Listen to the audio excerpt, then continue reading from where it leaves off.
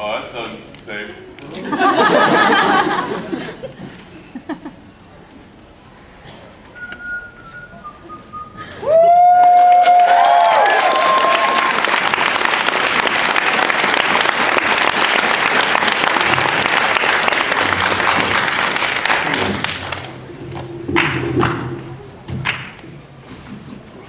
Good.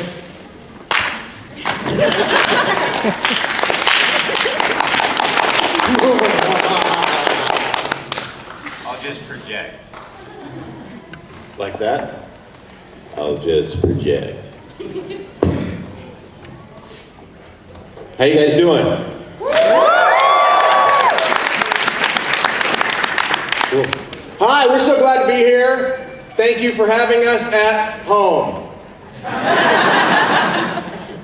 So you'll notice that all four of us are probably a little tired, and that's because this is our hometown, and we don't have to be as awake as we are out of town, so we just roll out of bed, and you get to see us au natural. It is really weird. Yeah. Normally we go to these and it's kind of easy because you're out of town and you just wake up right before, hello? I'd like to agree with Congressman Johnson.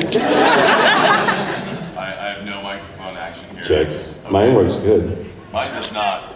Hold on, let me try this. Well then, fate has chosen correctly. Yeah, normally we just get to kind of like go somewhere, go out of town, we sleep, and you wake up, all you have to do is just go eat breakfast and then show up. But this is not the case because we have family stuff to do now. Unless you're Mike, and then he's out all night. Well, me and Mike. Yeah, well the two of them together. I didn't want to out you here. Maybe the dad should be sitting together. Yeah, we should be. Yeah. Why?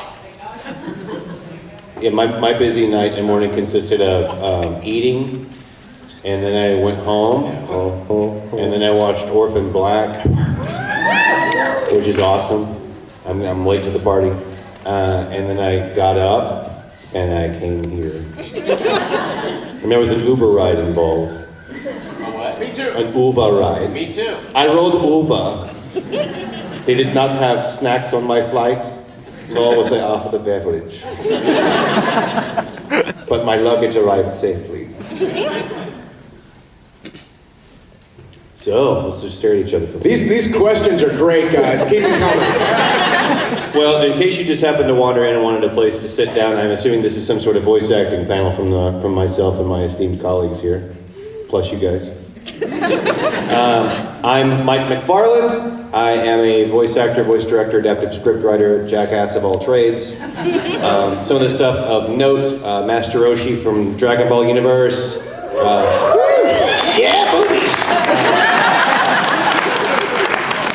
Havoc from Full Metal Alchemist. John Kirstein from Attack on Titan. Buggy from One Piece, and a bunch of other stuff. You want that one? All right, then. I don't care. You want to double up? Yeah, it's like your dream. I play Eric Vale. You guys know me as the voice of Things, and I love things. if You're good with stuff. it does, it goes really well with stuff. You know me as Trunks in DBZ, etc. Kimberly and Full Metal Alchemist in America and Canada and Italia and Union, Fruits Basket, and Loki and stuff, and others. And I'm forgetting something that's making 3 people mad, and I'm sorry, 3 people. But I love those characters He didn't too. say the one that I wanted him to say. Right, but that No, he one. happily did it at the time. But that one. I'm Newton Pittman. I play Gray in Fairy Tale. That's about it. And I live here in Dallas, right off Walnut Hill 35. You guys want to come over and hang out? I have an AR-15, I have a 45, I have probably 2,000 rounds of ammunition. You are local. We are zombified. Nice to meet each and every one of you. And And I'm proposing the new FanExpo building in Dallas. We'll be turning this convention into the FanExpo Dallas building. Before it launches off into space. Okay, it does look like the Imperial shuttle. Like It does. Like a giant. Okay. I'm Christopher Sabat. I was the voice of Vegeta, Piccolo, Yamcha, and Mr. Popo on the Frieza saga. And I play Zoro in One Piece. I'm Elfman in Fairy Tail. And I am featured on IMDb. Thank you. I've been on IMDb for 10 years now. I'm really happy. Thank you. And I am also a voice director, and I own a studio in Dallas, Texas, if you guys know where that is, called Okratron 5000. And we do video game voiceover, music, sound design, that kind of stuff. And we do all of the Dragon Ball Z games, including the recent Xenoverse. And we also work on Smite, which some of you may play. And some girls play, apparently. And we also work on Borderlands as well. So, thank you very much. And if they seek out your studio, like, GPS it or something like that, and they come, they're more than not welcome to come inside. Yes, yeah. Just look us up. We are called Funimation Productions. And we are right by the airport. It's Mike McFarlane at Funimation.com. That's actually accurate, I think. I changed it. Okay. It's sneakier. All right. So, that's about it. That's, thank you guys. We will now fill this auditorium with water, and only one of you will survive back there. Only one of you got the memo. Well, I guess for the next little bit, we could probably do some sort of Q&A. So if you have a Q, we will A the living crap out of it. Yes, right there. I got a question for Chris. All right, fine then. Here it goes. Yeah. Whenever you were voicing Vegeta in Battle of Gods, how awkward was it whenever you had to do that one scene up on the stage? I mean, did you have to get out of character? How did you feel about that since you I was a lot more worried about having to sing the bingo song the first time than I needed to be, because everyone kept saying, "Hey, so the Japanese version of Battle of Gods was it was all about has this huge karaoke song in it." I thought I was literally going to have to sing as Vegeta, and I never ever imagined having to do that ever. Unfortunately, it was a lot easier because I just made him a really crappy singer, and it worked out great. I'm sure you've all seen it, so I don't have to really sing it right now. So. I haven't seen it. Bingo! The end. Yeah, that's right, guys. This one's for Chris. Yes. And this is also Battle of Gods question. When the scene came where Bill hit Bulma, what do you think Vegeta's mindset was there? Like, do you really think that? I think his mindset was like, someone just punched my wife.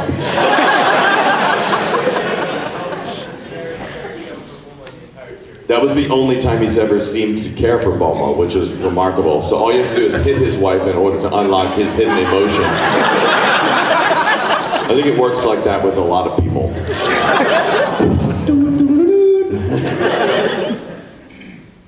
Thank you. Have any of you guys ever, I don't know, maybe got mad or something and Nope. felt like that? That like just spoke as any of the characters you've done before? If I did that, I don't think it would get the reaction that I wanted. You didn't hear me. I'm not gonna take this crap out of you anymore.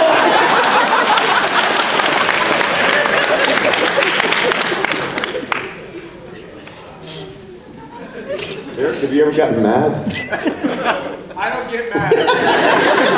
I'm a totally calm person. He doesn't even get even. He just doesn't get it. Yeah. Okay, so the joke is that apparently I'm like the Hulk and I'm mad all the time. That's not funny to you guys, but it's hilarious up here. Yeah. I think so. There's a girl! A girl! Look, guys!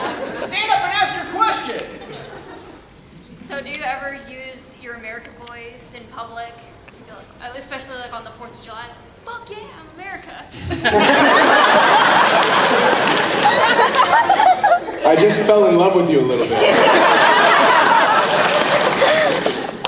Boy, you just don't care.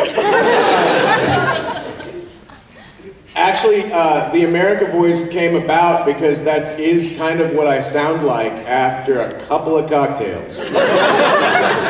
So indeed, on the 4th of July, that is what Eric sounds like. And I do use those words a lot. Don't do that, kids. So I just leveled up. I'm right over here. I had a question for Mike and I guess Chris after too. I didn't know you were AER director. I guess that's redundant. But how did you transition yourself from acting to that, or was that your intention all along for your career? I had directed some, stage stuff prior to that, not much, and helped out in short films and things of that nature. As far as me being involved with it, it basically boiled down to whenever Justin Cook or Christopher Sabat was at something like this, or they were sick, they needed someone to help out, and Mike. And from there, they're like, oh, that wasn't bad. That was actually, I can keep most of that. It doesn't suck. So whenever they decided to open up another studio at Funimation, they said, would you like to come in and do that all the time? And I said, within reason. And then I started to do it even without the reason, and cry all the time, and come in frequently, and slowly lose hair and sanity. But I'm still there. So, yeah, that's how that came about. Yeah, you're very welcome. What about you, Chris? I was actually hired to be kind of the voice director and work as an actor at the same time. It sort of came at the same time, and I've been like an audio director before, but I hadn't really been a voice director. So we were all just sort of figuring out the kind of the shtick of the way things went, which is why Dragon Ball sounded so amazing at first. And Mike, I can speak for why Mike was hired, because Mike was pretty much one of the first employees. Like there was me, and about 30 seconds later, Mike was hired, and then 30 seconds later, like Sean Schemmel was hired. Like we were all pretty much hired around that same time. Yeah. And so voice directing for anime especially is something that's really specific, and the best people to direct it are the actors in a lot of cases, because they're the ones who have the most experience. The hard part is taking Mike or Eric or any of the actors out of the actor pool for that amount of time sucks, because when I need to get Mike in, now I have to call him in like at 7 or 8 o'clock at night because he's tied up all day. Yeah. So It's another dinner time session, Chris. Yep. Shabu shabu. Shabu shabu. Newton pick. Your turn. You. Oh, this question is for Chris. Have you ever heard of the web series called Dragon Ball Z Abridged? No, I have not. I have not heard of that. And I believe that's also the first time that's ever come up. Yeah. You may be the first person who's ever asked me about that in the past 15 minutes. Yes, I am most familiar with them, yes. I know them and I'm friends with them, and they've worked with a lot of us up at Funimation. Yeah. Is it true that that your voice is partaken in a part of the series? No, I would never be a part of that horrible series. And I could not do a role in that series because that would be forbidden. It's against my contract with Funimation. I would never have anything to do with those jerks.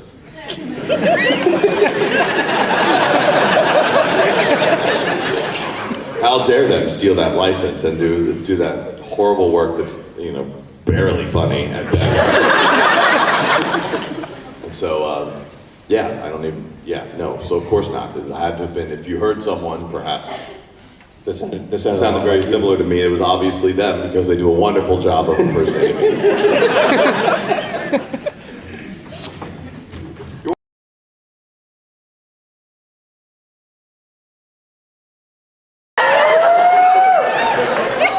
I don't.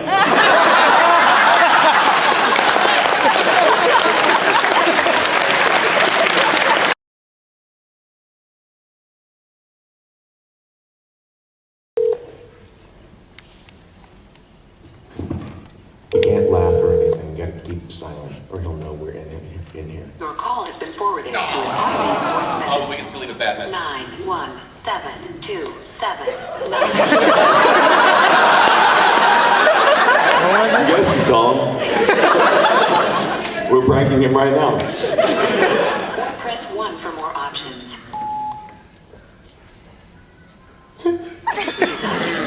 Either because you were not speaking or because of a bad connection. To disconnect, press 1. To record your message, press 2.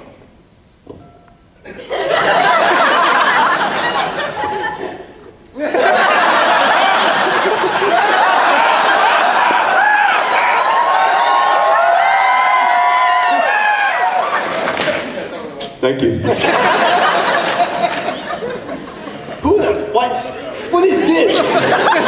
He's gonna be so mad at Todd Habercorn. Oh, is that what that app does? Yeah. So we had Todd Habercorn call Sean and just prank him. So Sean will be calling Todd back. I'm like, why'd you do that? What'd you do? That's not cool at all, man.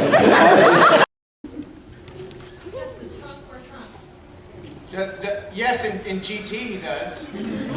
He wears trunks in GT. 1 for more options. Hey, buddy, give me a call sometime. All right.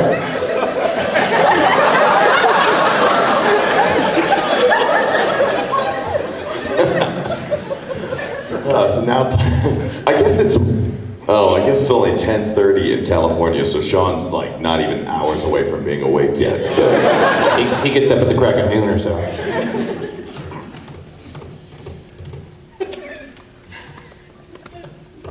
Oh, yes. It's my turn to pick. Yeah. You in the orange shirt. Last year, Eric was telling us a story about how a girl, a pizza delivery girl, came to your house and she recognized you. Do you remember that story? Yep. Do y'all get that often? Like if you're at Walmart, someone's like, "Oh, what's up, guys?" And trying to talk to you, take a photo with you. Not often, anybody.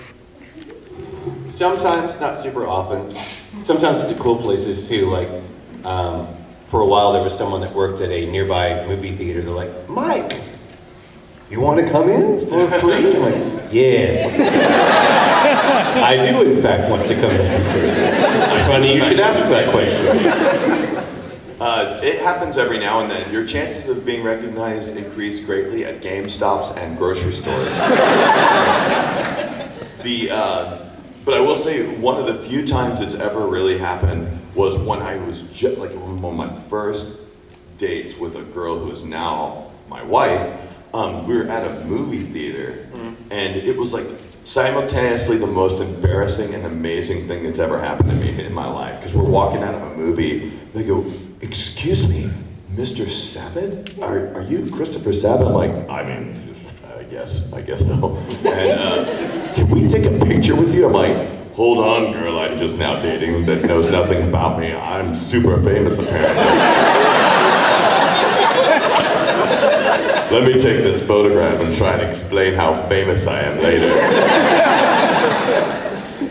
It works. So, if you're ever dating someone, hire somebody to come up to you and say,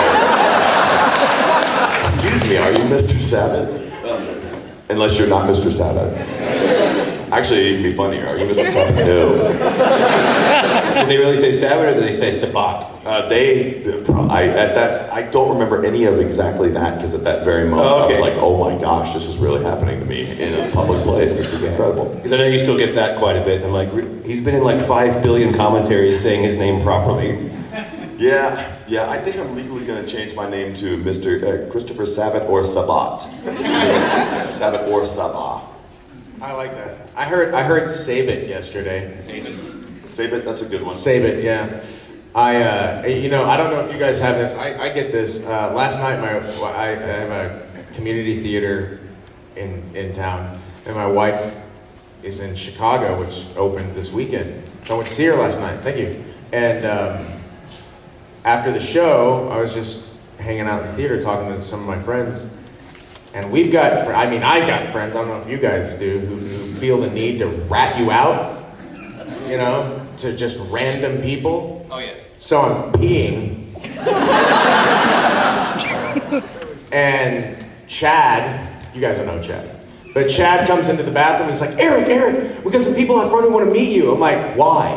Why do we have people who want to meet me?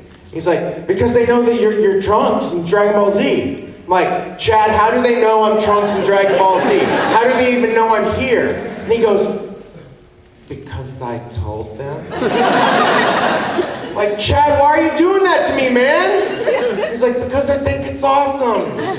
I'm like, yeah, it is awesome. I love it, but God, stop it, man. He's like, but it's the coolest thing ever. That's exactly what Chad sounds like, by the way. And I'm like, I know, it's cool, but I've been doing this all day, and I just wanted to take the night off and hang out with my son and watch my wife in a show. And he's like, yeah, but just come on, say hi to him, please, because it's gonna be so cool. I just want to watch you do it, please. Like, okay, and I went out there, and they were super cool and gracious, and I said hi to them. And I said hi to them, and they said, yeah, it's really great to meet you, and they were cool, and they left. And then Chad says, well, I go, well, how do you know them? And he goes, I don't. Well, who are they? And he goes, I don't know. So you just walked up to strangers and you go, guess what? And he goes, yeah, is that bad? Yes, it's bad. I have another story about Chad, but I think mine's about Sean Schemmel instead. I'd gone, one time he was doing some work at Funimation. He was staying at a hotel near Funimation, and he was at this kind of resort hotel that had this awesome pool or something like that. He's like, Chris, you and your wife should come over and we'll hang out in the pool. I'm like, it was a nice day, so he's like, that sounds like a good idea. So we go over there, and by the time we get there, Sean's in the pool, and he's surrounded by teenagers, like, and I go, Sean, what is going on, dude? Why are you surrounded? He's like, man, I don't know what happened, dude. I was just minding my own business. I'm like, dude, did you tell them you were in Dragon Ball Z? Why? There's no reason all these people should be around you knowing that you're on Dragon Ball Z. He goes, oh no, I didn't. I was just in the pool. I was humming the Dragon Ball Z theme song. I'm like, come on. He's like, that's even worse. You might as well just warn a sign that said, please come see me. I'm Sean Schemmel. Question bait. That's even creepier. Like, what if you saw some old dude just floating in the pool going,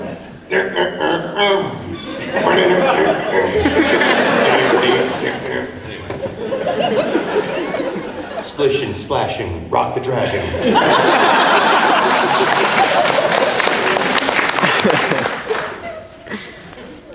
And I remember this recording session, because it was a recording session where I was being directed by a guy named Barry, and the mouth movements looked like this. I mean, at this pace. Yeah, it's a stylistic choice. And back in those days, Funimation was more of a, we're gonna record this flap for flap. If it was like this, the writer only wrote one word every time the character opened his mouth. Now, if it were current Funimation, it would be something like, hey, I'm saying something and then I'm gonna put something in these flaps or something like that that kind of works sort of generally. But no, back then, we ended up with a line that sounded like, yes, yes, yes, yes, I can do this. I feel great. Yes, yes, yes. And that is not an exaggeration.